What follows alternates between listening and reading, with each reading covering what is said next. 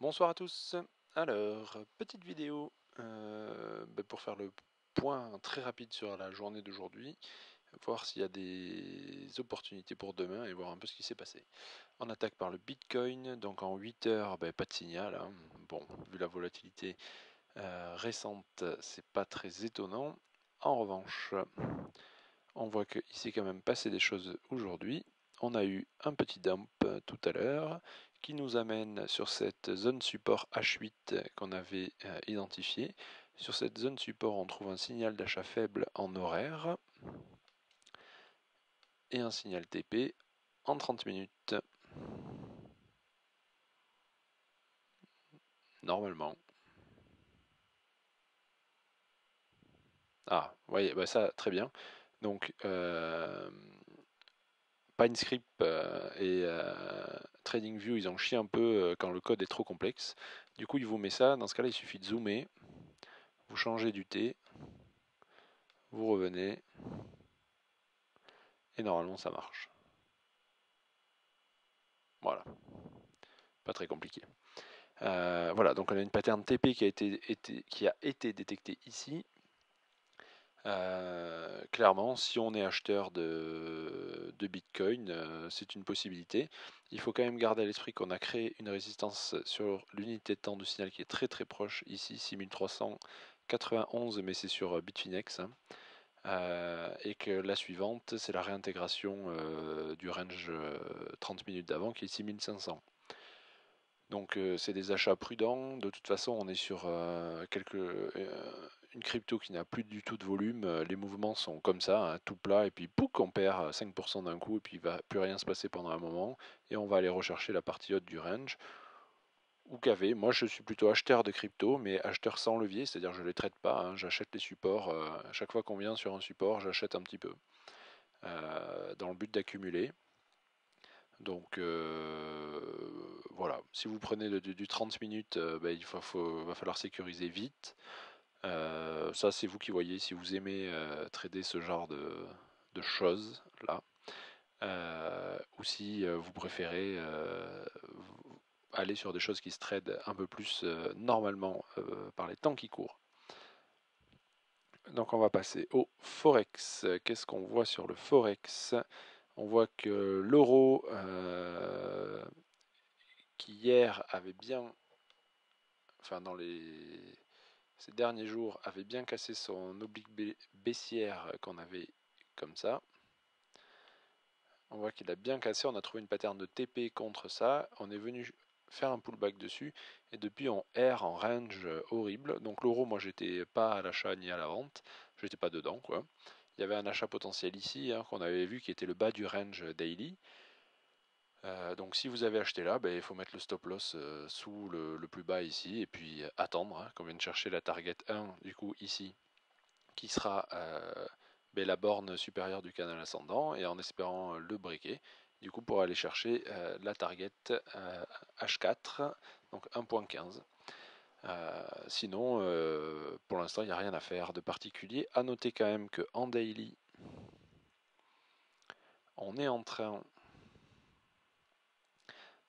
sur cette bougie d'aujourd'hui d'avoir un signal d'achat de force relativement faible plus, je vais dire. Donc c'est un signal qui peut être en considération. Si vous achetez ça, il faut un stop qui est sous le range daily, hein, qui est identifié. Donc il faut un stop loss qui est sous le plus bas et surtout qui est sous le support, hein. Là vous achetez en daily, donc il faut un support assez large. Donc ça ferait un support à 1,12 861. Moi clairement ça me coûte trop cher de faire ça. De toute façon, je suis ni à l'achat ni à la vente de l'euro, donc j'attends. Surtout si on regarde les projections FIBO.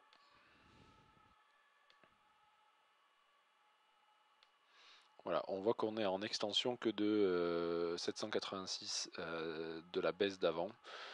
Donc moi je fais rien du tout sur l'euro à l'heure actuelle. Clairement, on réfléchit quand on arrive dans cette zone-là. D'accord, on aura fait une extension par rapport à la première jambe de baisse de au moins 1 et on a un support ici qui est identifié. Voilà, ici je commencerai à m'intéresser fortement à l'euro. En attendant, rien de très particulier dessus. Euro USD, hein. L'Euro GPI, ben, on n'a pas énormément changé. Je vous disais que j'étais boule quand on considère cette bougie daily, qui est une grosse mèche basse sur le support intermédiaire du gros range qu'on voit ici, mais que quand je venais voir en H1, ça me faisait plutôt penser à l'heure actuelle à un cassage de support et pullback dessus, d'accord, pour mieux redescendre. Donc toute la journée, j'ai attendu un signal ici. Donc là, c'est pareil, hein, j'ai pris cette distance, cette montée ici, que j'ai reportée sur le plus bas là, ce qui me donne une zone d'égalité de genre. Moi, ça, vous avez qu'à voir les vidéos du Traders Corner qui utilise fréquemment ça. C'est une zone où j'aurais bien cherché un signal de vente, surtout qu'on avait une résistance H4 ici, on a une résistance horaire ici, je voyais une belle confluence, et bien sûr on a cassé un support et on revient le tester en résistance. Je m'étais dit qu'on pouvait très bien monter, trouver un signal et redescendre, ce qui a fait une petite mèche sur le daily. On trouve des signaux de vente faibles qui ne sont pas vraiment sur la zone que j'aimerais, donc pour l'instant je prends rien, même en 30 minutes il n'y a rien.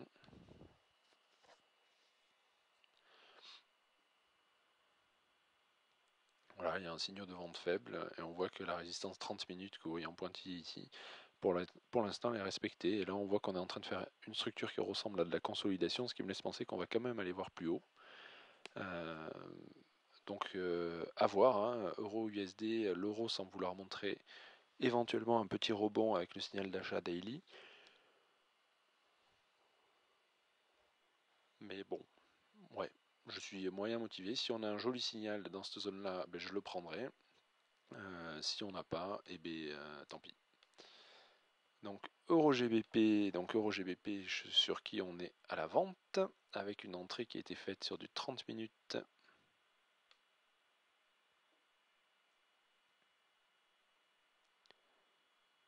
Voilà, sur ce signal ici. D'accord, donc on a un stop loss qui est marqué là, l'entrée était là. On a un TP1 qui correspond à la dernière Kaizen identifiée ici. Et le TP2 qui est le bas du range, enfin le bas du canal ascendant. Donc on adaptera en fonction de combien de temps on met pour venir. Donc là je l'ai mis dans ces eaux là. Et on voit qu'on était très très bien parti. J'étais très content. Et qu'on est revenu et que là on flirte avec le stop loss. Donc là on est à quelques pips près du stop loss. Donc on va voir ce qui va se passer. Le gros problème c'est que l'euro a l'air en fait plus solide que le GBP. Alors que clairement moi je pensais vraiment l'inverse. Je voyais le GBP beaucoup plus solide que l'euro. Et on voit bien que c'est pas du tout le cas. Alors moi j'étais à l'achat du GBP ici. Avec un TP qui était là et un stop loss qui est dessous, du coup là il est en négatif à l'heure actuelle. Donc bon, s'il vient me chercher, il vient me chercher. On voit qu'on avait un range détecté ici avec le bas du range qui est là. Là il vient de détecter potentiellement un nouveau range. Bon, je garde quand même un stop qui est sous ce range là. On sait jamais si on descend et qu'on finit par y aller. Mais vu que l'euro a l'air plus fort que le GBP, ça sent quand même le roussi pour ce short là, malgré un très bon départ. Hein. Donc une stratégie a été, après ce bon départ ici, de mettre rapidement ce stop sur entrée, ce qui fait on serait sorti break-even ici, ce qui n'est pas forcément plus mal, hein. On va voir. De toute façon, il y a des stratégies possibles, où on protège très vite, ou alors on laisse courir le trade et on bouge pas. Mon défaut principal à titre perso, c'est de protéger très vite les positions. Je pense que c'est un biais psychologique. Donc maintenant, je vais profiter des vidéos pour laisser le stop loss où il est, tant pis, quoi qu'il se passe. On voit que là, on avait un cycle acheteur de sine wave. Quand vous avez les petits triangles bleus et les petits triangles rouges très transparents, je ne parle pas des triangles rouges foncés. Hein. Les triangles rouges transparents, c'est qu'on est dans un cycle vendeur sine wave et qu'on a une bougie qui est bear. Et les triangles bleus transparents, c'est qu'on est dans un cycle acheteur sine wave et qu'on a une bougie qui est boule. D'accord. Donc là, on voyait qu'on était en cycle vendeur, cycle acheteur.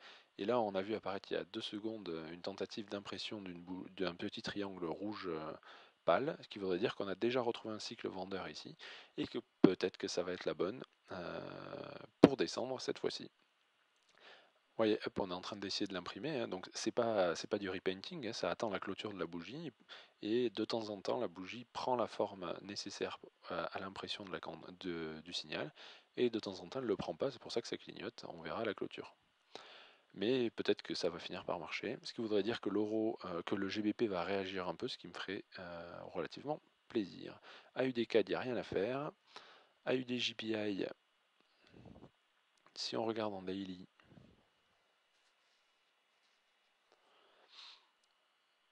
c'est un peu le bordel, d'accord. On a un range, donc les bornes, la borne sup est ici, la borne inf est ici. On voit qu'on est venu rebondir pile sur la borne inf et qu'on est remonté. Là on a une résistance H4 que vous voyez en gris. Ok, vous voyez qu'on fait on vient la chercher et on redescend à chaque fois. Il faut quand même faire attention, on est plutôt proche d'un support que d'une résistance hein, en daily, donc on est sur le support du range. On voit que là on a activé en 1 heure une pattern de range avec un top de range ici qu'on est venu chercher, donc il y a quand même des chances qu'on retrace au moins vers le bas. Mais on est plutôt dans un contexte daily d'un éventuel rebond hein, vers le haut. Et en 30 minutes, on avait une vente ici qui était possible. On était sous résistance avec là aussi en 30 minutes un range activé avec le haut du range ici qu'on est venu chercher. Donc il y a une probabilité quand même assez haute d'aller chercher au moins le milieu ou le bas du range. Donc bon, moi je l'ai pas pris, je l'ai pas pris. On voit qu'on a des activités industrielles, enfin institutionnelles ici, mais c'est du 30 minutes, donc faut pas leur accorder trop de force non plus. Donc là éventuellement il y avait un petit trade à prendre que moi j'ai pas pris si j'étais pas devant.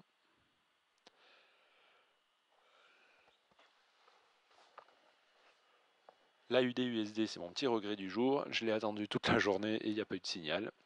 Enfin il y a eu un signal faible ici. Que j'ai pas pris. On voit qu'on a flirté avec la résistance la résistance daily toute la journée. Et j'ai pas insisté parce que ça faisait déjà 1, 2, c'était le troisième contact, et comme on n'avait pas de signal, j'ai laissé couler. Donc voilà. Mais clairement, on voit qu'il y avait un petit retracement à jouer ici. Mais bon, tant pis. Celui-là, il n'y a pas eu de signal, même en 15 minutes, on n'y est jamais arrivé. Le CAD CHF est peut-être en train de nous créer un canal, comme on le voit. Donc on verra ce qui se passe sur la partie haute du canal. En attendant, il n'y a rien à faire. L'USD GPI, lui aussi, on serre les fesses. L'USD GPI, on est dans un...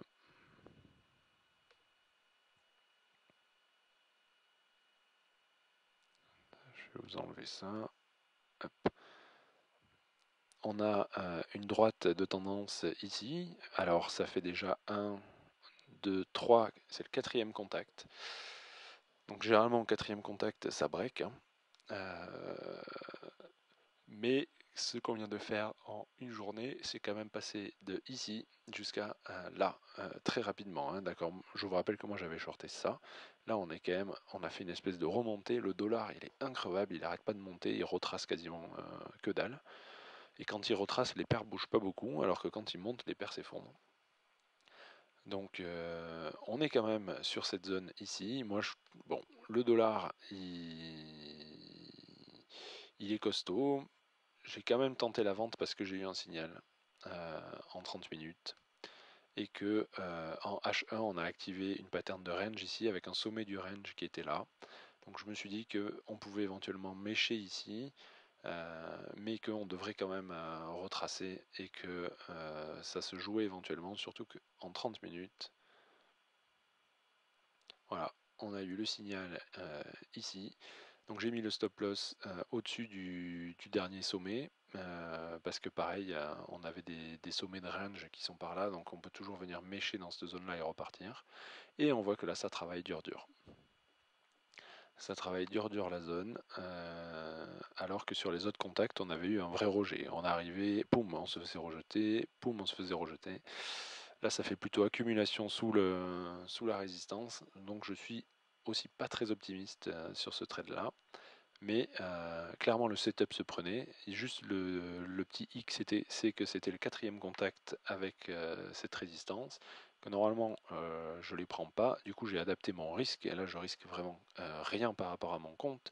Je crois que bon d'ailleurs j'ai complètement craqué. J'ai un peu abusé sur. Là je risque vraiment que dalle. Je crois que je risque 3 euros sur ça. Je me suis un peu chié, donc ça fait un risque qui doit faire moins de 0,5%.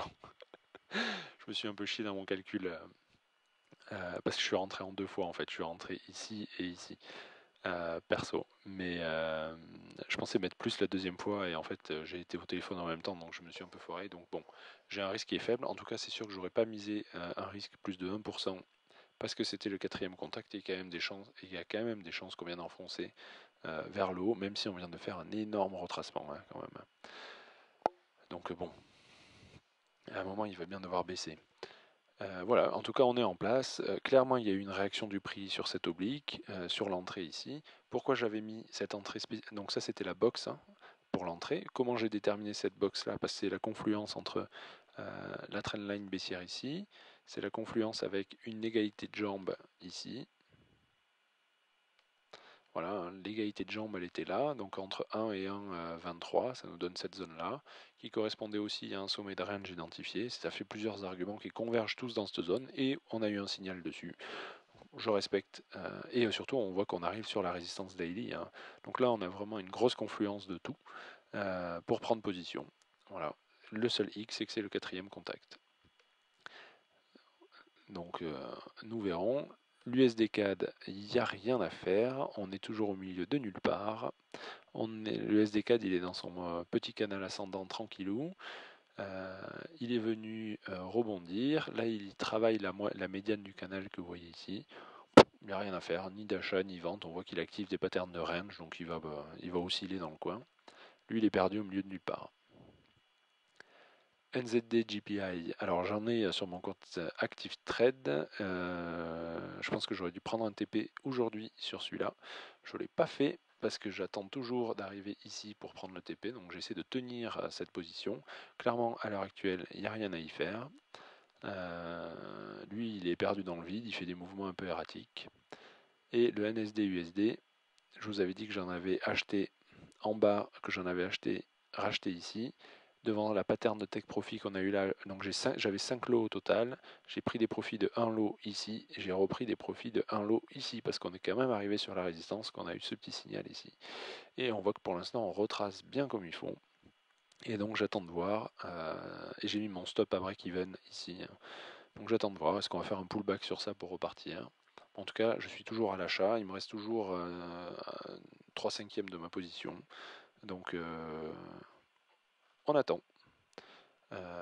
Voilà, donc dans les choses à venir, donc à surveiller, c'est l'euro GPI. Est-ce qu'on va finir par trouver un signal de vente ici, ou enfin ici, pour venir le chercher? Surveiller euro GBP si on finit par prendre le stop loss ou pas. GBP GPI on n'a pas fait. Bon, de toute façon, je suis déjà à l'achat du GBP USD, donc il ne faut pas jouer les deux paires. Et voilà, pour l'instant c'est à peu près tout ce qu'il y a à faire. L'USD Code on a dit quoi? Donc il n'y avait rien à faire. Donc il y avait juste là aussi la UD GPI et la UD USD qui revenait sur résistance ici, et donc avec des retracements à jouer. Et la UD USD qui semble, voilà, qui lui était vraiment parfait. Hein. Dommage qu'il n'y ait pas eu de signal dessus. Alors il y en a eu hein, des signaux faibles, mais bon, à titre perso, j'ai pas pris. Dommage, c'était un trade joli qui lui est parti très vite vers le bas. Hein. Donc voilà, on verra demain si des opportunités se présentent. Vous pouvez me suivre sur Twitter où en fait je poste les trades que je prends. Non pas pour suivre aveuglément parce que je suis censé avoir raison, c'est pas le cas hein, probablement, mais ça vous donne une idée à peu près de quand il y a des opportunités, car c'est beaucoup plus facile de faire un tweet que de faire une vidéo. Voilà, donc Euro, GPI à surveiller. Le GBP, il va partir à la cave à mon avis. Il n'y arrive pas du tout. Dernier espoir, c'est le rebond ici. Mais je suis pas très optimiste pour notre ami du Pounds. Voilà. Si vous avez des commentaires, vous pouvez les mettre. N'oubliez pas de liker la vidéo, ça aide beaucoup, de partager si vous l'avez. Et l'indicateur est disponible maintenant sur TradingView sous le nom de Market Reader. Vous pouvez le trouver avec un mois d'essai gratuit. Et dans pas longtemps, je vais faire une vidéo indice parce que là, clairement, Lui, je l'ai raté et je suis vénère de chez vénère, le Nasdaq, parce que j'avais bien identifié ce niveau-là comme étant une zone que je voulais short. Il y a bien eu un signal qui est apparu en 30 minutes, si tant est qu'il veuille le calculer, voilà. Et malheureusement, j'ai pas pu être devant pour le prendre, et on voit qu'il est venu chercher la target 1 et qu'on est venu chercher le bas du range ici. Ça fait pas beaucoup en retracement, mais considérant le prix des indices, c'était un très bon ratio. Ça faisait un trade avec un très bon ratio, surtout un gain qui est quand même significatif en deux parties ici. Tant pis, mais on fera une vidéo sur les indices dans pas longtemps. C'est juste que là, pour l'instant, ça bouge un peu de manière on est sur un support probablement daily, ou en tout cas, on n'en est pas loin. Donc c'est difficile de prendre des positions short autres que quelques secondes, enfin pas quelques secondes, mais des positions courtes de short. Là on voit par exemple que le trait noir que vous voyez sur le DAX, c'est une trendline weekly. D'accord. Ça me fait un peu chier de short une trendline weekly si vous voulez.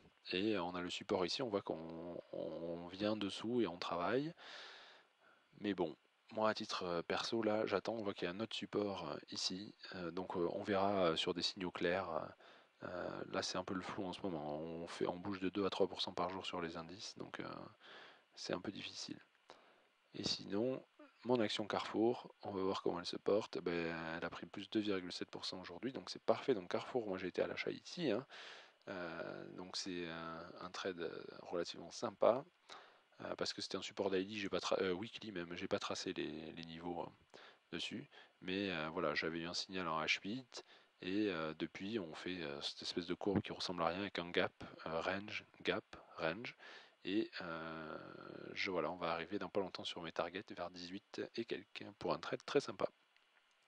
Voilà, pour les cryptos, pour l'instant, pas grand chose à dire. On est sur une zone support H8 avec un signal d'achat 30 minutes. Ça veut dire que c'est un achat qui doit se sécuriser très très vite. Moi, je ne mettrai pas de levier à l'heure actuelle sur les cryptos. Les mouvements sont beaucoup trop